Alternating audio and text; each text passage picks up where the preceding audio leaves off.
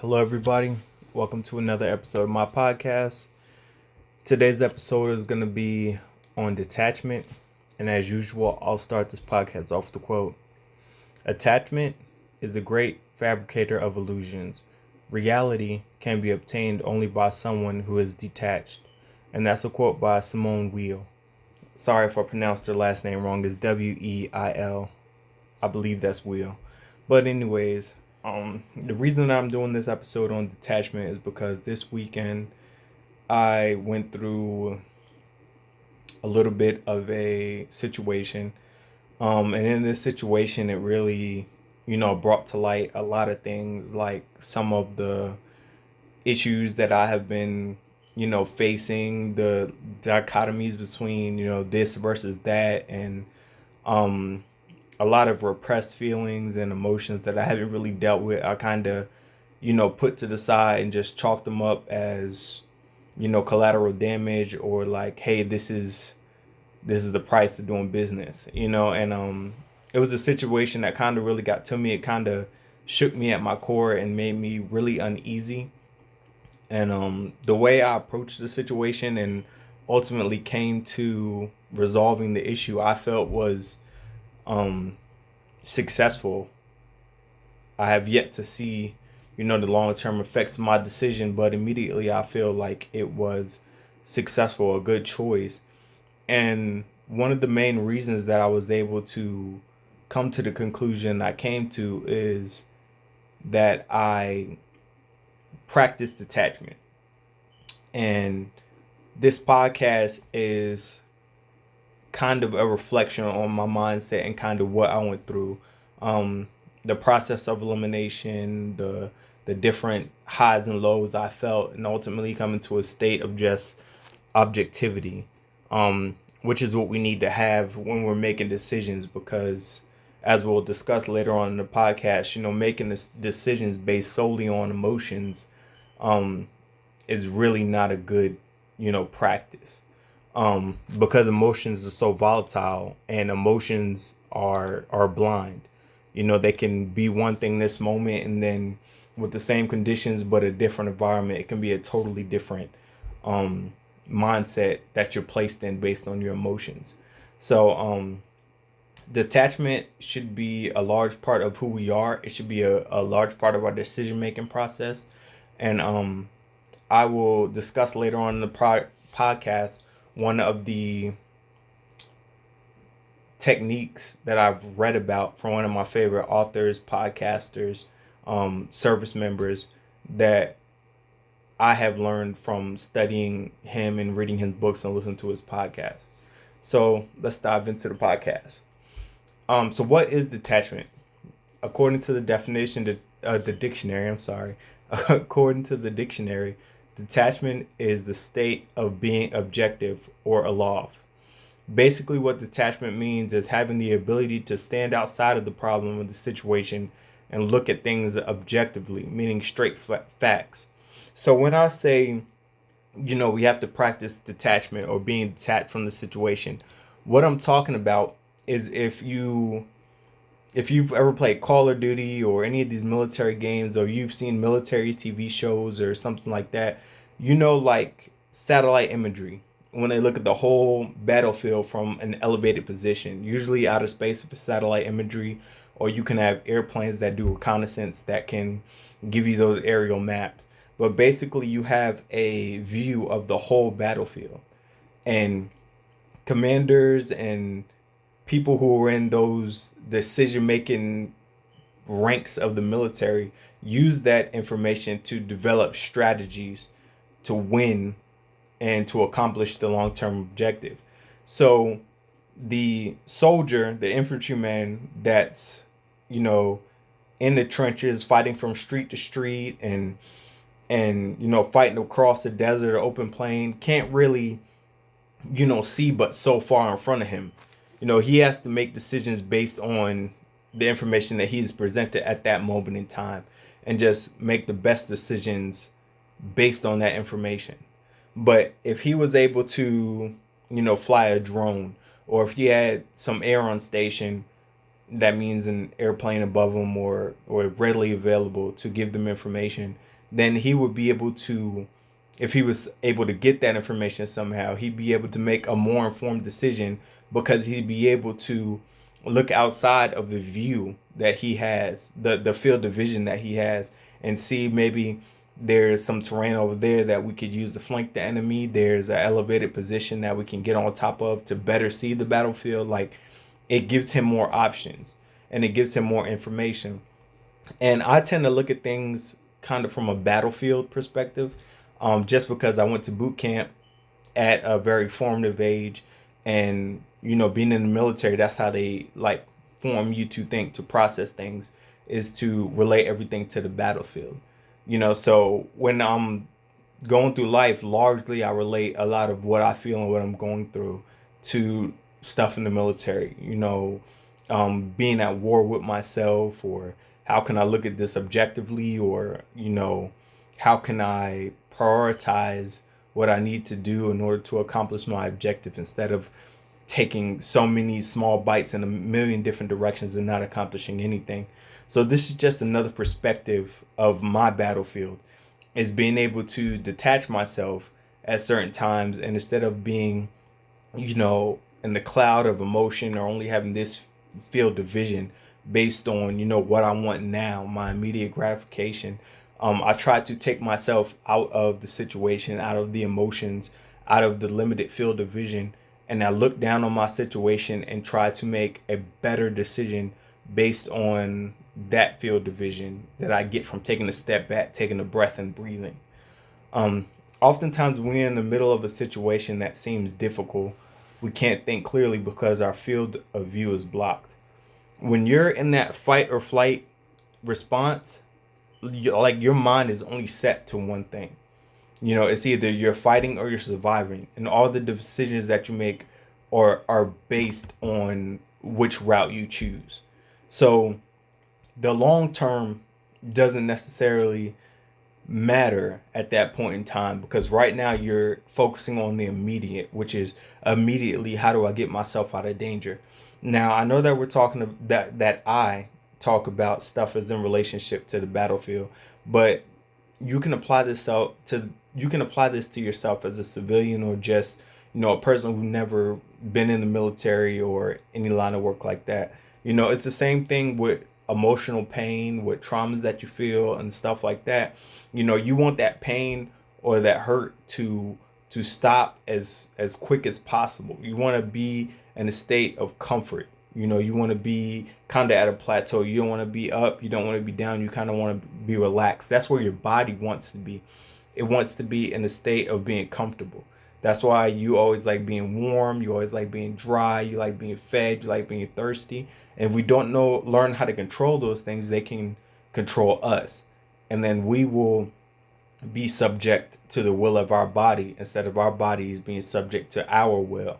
And this is just another perspective of that, because when you're getting into a fight with your loved ones, or something's not going right at work, or difficulties with the kids, with the economy, with politics and stuff that you're seeing on TV and stuff like that, take yourself out of the emotion, out of the anger, out of the sadness, out of the depression. Take yourself away from that emotion and try to put yourself above the situation and look at it objectively. Like, hey, this stuff is going on. That's the reality of the situation. What can I do about it? This is what I can do about it. Formulate a plan. And if you can't do nothing about it, then how can I learn how to deal with it? Instead of having such a hard time with something that is, why don't you figure out a way that you could do something about it? And if you can't do nothing about it, or if you're unwilling to do something about it, then find a way that you can live with it, adapt, and overcome that wall.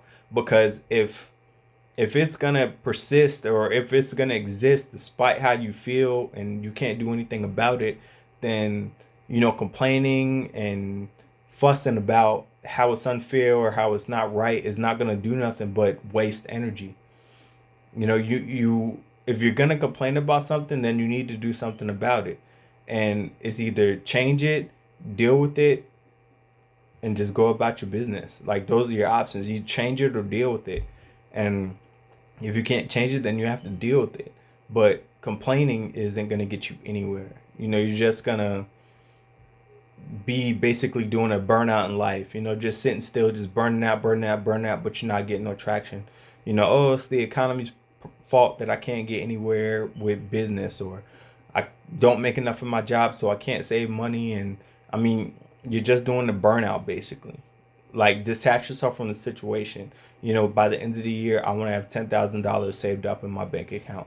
What does that look like that I have to save a day? What does that look like that I have to save a week? What does that look like that I have to save a month? What should be my 6 month milestone? Break it down in the elephant size piece, or bite sized pieces, not elephant sized pieces, bite sized pieces. And with those bite sized pieces, it will allow you to ultimately devour the whole problem. But you got to start with the bite. Just like how you eat food, you don't eat a whole steak in one bite. You don't just stick your fork in the middle of it and eat the whole thing. You handle it bite by bite. And basically, we're gonna talk about this a little bit later. I'm jumping ahead of myself, but Jocko Willink talks about his 4 laws of combat, and one of them is prioritize and execute. That's basically what it means. If you see a problem and it is a problem, you present it as a legitimate threat in your life, that you need to decide how you're gonna handle it. So you prioritize the issue in your life, how the steps you can take to overcome that issue or to achieve that goal, and then you execute. Once you write it down, once you speak it, once you visualize it, once you put it on paper, put it on a Word document or whatever, then you execute, and you take daily steps to accomplish your goal.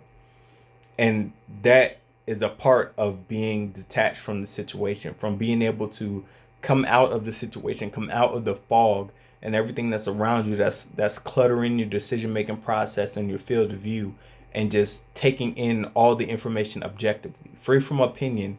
Just, this is what it is, this is what it isn't, what can I do about it? Because, like I say always in every podcast, the one constant in every situation is you. So instead of looking for things outside of yourself to change the problem, look for how you can change the problem. Take emotion out of it, take opinions out of it, take feelings out of it, hurt, pain, trauma, the past, and just be present. Be detached and be present. Okay, I'm here. This is what I'm facing. How can I make this better? How can I change it? Okay, I can't change it. How can I live through this? How can I live in it? What can I do to exist with this problem that I'm facing? Or how can I get around it? You just got to ask yourself those hard questions. And sometimes, just like this past week for me, you just got to sit down and be honest with yourself. Like, is this what you want? Is this even worth fighting for? Because at the end of the day, it's bigger than you. There's people that are looking at you and wanting you to succeed. If you have kids, you don't want to be broken and then push those problems and those traumas and those issues onto your children, because then they're going to have to fight those demons as well. So it's not about you. It's largely about, who you influence in the world around you. We have to remove ourselves from the situation as much as possible. Remove all emotions and try to think logically. Whenever you think in emotion, you're not thinking logically. There are some situations where it would be better to, go with your heart. Probably in relationships and stuff like that. Off the top of my head, I can't really think of a situation that would be, good to think, with pure emotion. I try to handle situations logically, and that has gotten me in a lot of trouble in some aspects. I definitely do need to work on, the emotional side of my decision making process. But in my experience, when you base things solely on emotion or impulsivity, like at the spur of the moment type decisions based on how you feel right now, that doesn't usually lead to a successful outcome. Making decisions based on emotions is not the best choice, because emotional decisions are not logical ones, and they're based on impulses. Like for instance, like when you're not, they're based on impulses. They can lead to impulsive actions. I was reading from my prompt and it kind of just went back on what we already discussed, but that's all good. But you're trying to get in shape. This is just an example. You're trying to get in shape. You're running a mile. Your body is tired. So your emotions are kind of, you're not motivated. You're not happy to be there. Your body's tired. This is when you're just starting to work out again. Your body's tired. You're feeling pain. You want to quit. So in that moment, due to your emotions and your thought process, you act on impulse and you quit.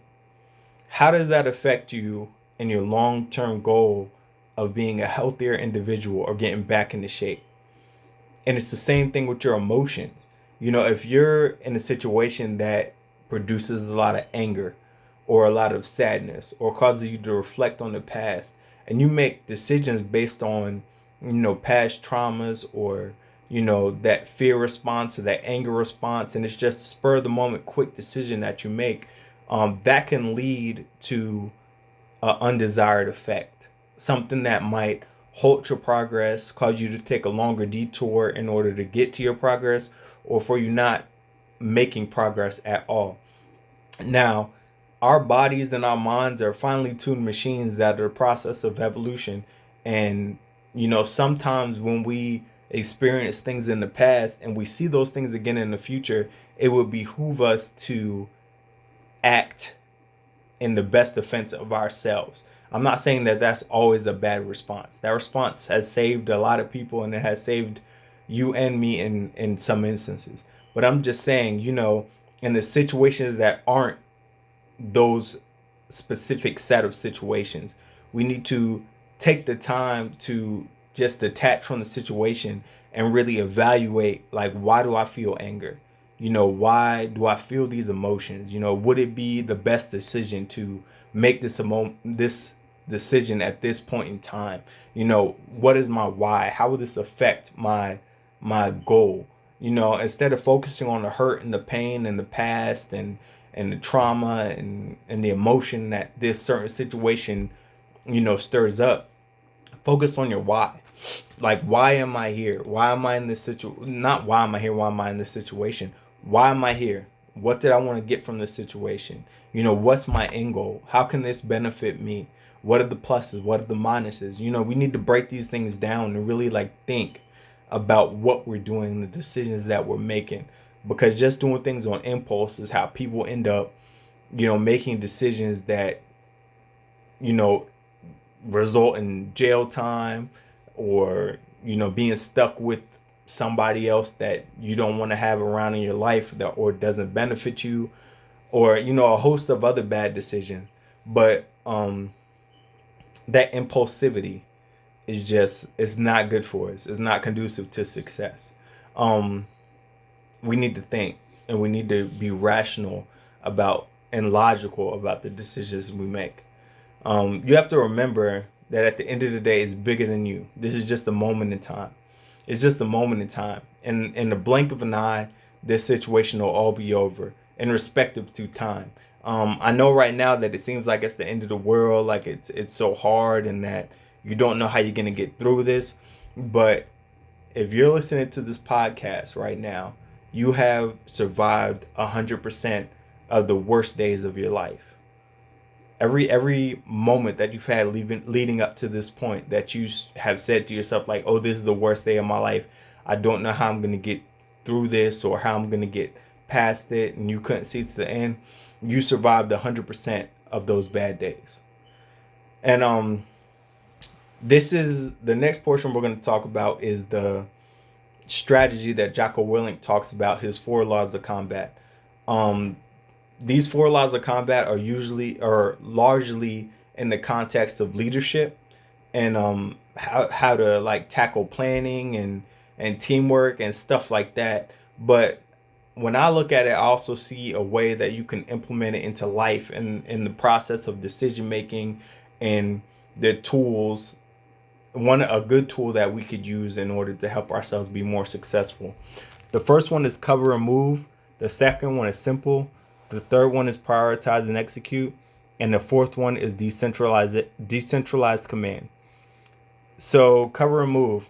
In the military, we always say, like, if you're in a firefight or you're getting shot at or whatever, you shouldn't move from a position of cover without having cover. You don't just want to run across an open space without somebody watching your back, because that's how you can end up getting shot or something could happen to you.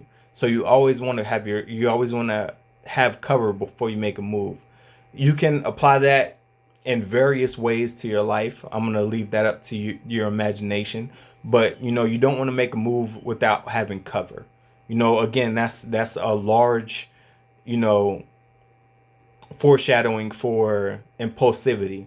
Like, you just don't want to jump out there without considering your move. It's kind of like chess. When you make a move, you got another piece covering that piece just in case somebody takes that piece or attempts to take that piece. You can take that piece back without losing ground. So cover and move. Simple. Keep it simple. That's the KISS method that we talked about in the other podcast. Keep it simple, stupid. It doesn't have to be complex or overreaching. Just keep it simple. Something that you can understand, something that you can abide by on a day-to-day basis. Prioritize and execute. We've talked about this already. Take the problem, the issue, break it down into bite-sized pieces, and then once you have a plan laid out in front of you, execute on that plan. And decentralized command. Break down the chain of command in your life. Like, stop giving so many other people power in your life and just take ownership and be responsible for your life. Be the main person that has power and authority in your life. Don't give your decision-making power or the influence to other people in your life. Break down the command. Like, yes, this person's going to have some influence in my life. And yes, this person's opinion is going to weigh in my life. But, how much does it weigh? What about in this situation? What about in that situation? Be the author of your own story. Don't let other people have so much of a say in your story that you don't even have control of your story anymore. It doesn't even make sense to be detached because you're not attached in the first place. Your life is being largely run by outside forces and emotions. And when we operate like that, we can't in no way have control of our life or the direction that we're trying to head. So, this is just something that I learned over the weekend, actually, like 1 or 2 days ago. It's a hard lesson that I had to learn. I'm still learning and going through it. It's something that I like to call growing pains. But, at the end of the day, it's all good. I'm going to make it. You're going to make it. We're going to make it. One way or another, we're gonna get through this, and we're gonna be better for it, because life is a lesson, and enjoy the journey.